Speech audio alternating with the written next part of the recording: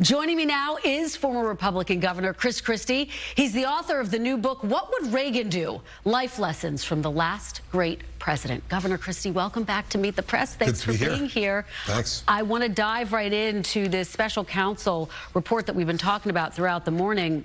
Former Attorney General Eric Holder said this about the report, quote, way too many gratuitous remarks and is flatly inconsistent with long-standing DOJ traditions. Did this report cross any lines for you? I don't think so. And look, I did this, as you know, for 7 years as the U.S. Attorney in the 5th largest office in the country. The fact is they had to give the reasons why they weren't prosecuting when you start off the report by saying that he willfully and knowingly retained classified documents. Well, that's a violation of the law. So the question then for the prosecutor is, then why aren't you bringing charges? And he gave two reasons, essentially. One was President Biden's memory, lack of memory, his condition. And secondly was that President Biden cooperated. Once documents were discovered, he let them go in and do whatever they needed to do to get those documents or retrieve them, as opposed to what President Trump did. Yeah. Well, you know, it's interesting because Donald Trump called the decision not to prosecute President Biden, as you know, proof that there is, in fact, a two-tiered system of justice. Do you agree with that assessment? No, because, in fact, if there was a two-tiered system of justice, what would have happened would have been they just would have announced that they weren't prosecuting and they wouldn't have given any of the reasons. I have to tell you the truth. In one respect, I think the Biden White House would have been happier if he had been charged than for that report to have come out in the midst of a re-election campaign. The fact is, when you're questioning what 70-some% of the American people are already questioning, whether Joe Biden is too old for the job, and now you have an independent counsel, a special counsel, appointed by his own Justice Department, concluding that he couldn't bring a trial for that reason, that's much more damaging politically than whether people would have agreed or disagreed with him being charged. And look, in the end, this is the problem. Both of these candidates are people who are being questioned for their competence and being questioned for their character. And that's a problem for the American people. Well, speaking of which, we got a new set of comments from former President Trump overnight.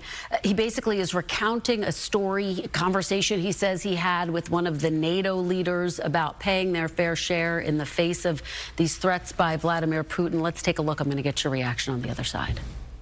One of the presidents of a big country stood up and said, well, sir, if we don't pay and we're attacked by Russia, will you protect us? I said, you didn't pay? You're delinquent?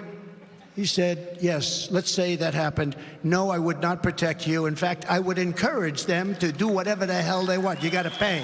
You got to pay your bills. What do you make of that? Well, look, this is why I've been saying for a long time that he's unfit to be president of the United States.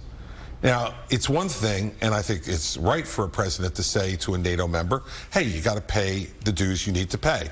I think the American people would expect that of a president. But the problem with Donald Trump is he can't just stop there. He's got to say, I would encourage Russia to do whatever the hell they wanted to you. That is absolutely inappropriate for a president of the United States or a candidate for president of the United States to be saying, but it is consistent with his love for dictators. It's inappropriate. Do you think it poses a national security risk to make that kind of a comment? What poses a national security risk is the possibility that he could be president of the United States again. Yeah. That's what poses the national security risk, because we need to take him at his word, Kristen. And the fact is that, as I've said earlier, you know, Donald Trump, when he came into office in 2016, was scared. He was afraid to be president. He was afraid of mistakes he would make. He knew he was not ready. And so as a result, he listened to a lot of very good people around him, General Mattis, General Kelly, and others, about these issues. In a second term, he would not. Well, you, of course, dropped out of the presidential race about a month ago, but you say you are still determined to stop former President Trump to reaching the Oval Office again. How far are you willing to go to stop Donald Trump? I'm here, aren't I? That should answer your question. Well, have you ruled out running as a third-party candidate? Look, I think that for anybody right now, what we should be focused on is looking at how best to serve the country. And what I was so concerned about in the primary was that our party, many of the things that I said, members of our party were saying in private all the time. And you know they say it to you, too, about Donald Trump in private. But they're unwilling to do the hard work that's necessary to get out there and do it.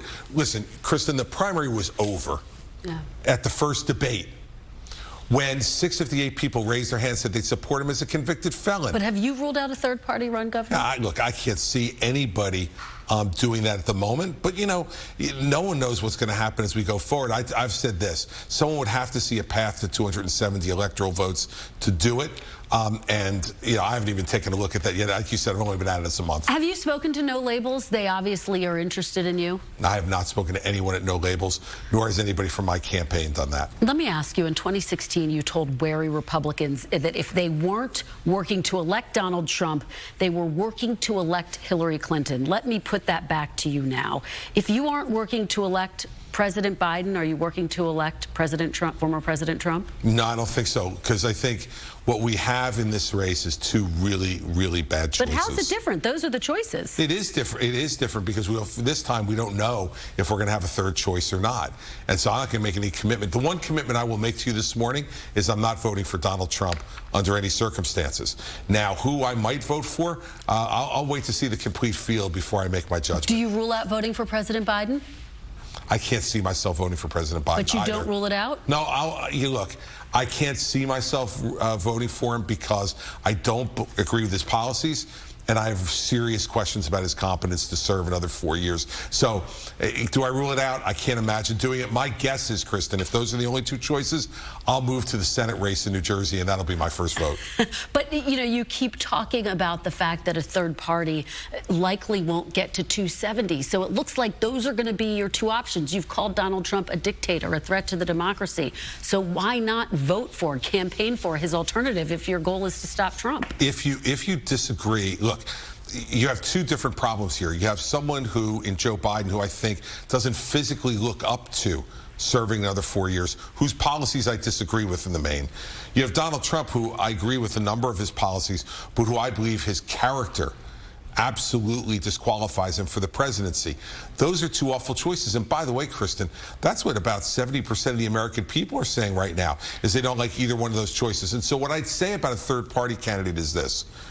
In my lifetime, I've never seen the situation more asking for a viable third-party candidate. But whether that will happen or not, I don't know. Okay, let's talk about your new book, What Would Reagan Do? You write, at this divided, self-consumed moment in American history, what we most certainly don't need are any more visions of American carnage or a leader who promises that if given a second term, he'll be our retribution. Retribution was a word that never once entered Reagan's White House vocabulary. Can the GOP be the party of Reagan and Trump at the same time, Governor? No, they can't be, because they can't be two more diametrically opposed men than Ronald Reagan and Donald Trump. Ronald Reagan saw mourning in America. Donald Trump saw American carnage. Donald Trump sees things in terms of retribution for himself. The only time retribution was ever used by Ronald Reagan is when he was going after America's enemies. Let me ask you about something that Liz Cheney has said. She's obviously said she's determined to defeat Donald Trump as well. She thinks that House Republicans have been so co-opted by Donald Trump that it would be better to have Democrats in control of Congress. She said it presents a, quote, threat if there is a Republican majority when it comes time to certify the election. Do you agree that a Republican majority in and of itself is a threat? Well, I'd say this. I mean, if you listen to Elise Stefanik's quotes this week of saying if she were vice president, she wouldn't have certified the election, and she's a part of House leadership, that's certainly a concern. But what I would say is I want to see who gets elected. You look at folks like Mike Lawler in New York or Mark Molinaro in New York. Those are the kind of Republicans who will be responsible about certifying an election. So I don't think they'll ever get to a majority not to certify the election. Have you considered leaving the Republican Party? No. No, Yeah. I am ready to change the Republican Party. I will never stop fighting to change my party. I am a Republican. and that's what I'm going to continue to be. And I'm going to work to change the party like I did before. And I wish that more people in our party would look to do the same thing. Very quickly on Taylor Swift, the conspiracy theories that she's Outrageous. somehow trying to get Biden elected. Ridiculous, ridiculous. Look, Taylor Swift is one of the great American success stories. We should be celebrating her, not having all these crazy conspiracy theories. But this is the kind of thing that Donald Trump brings about. All right. Well, I know your beloved Dallas Cowboys aren't in the game. My Eagles aren't in the game, but we'll watch anyway. We will, absolutely.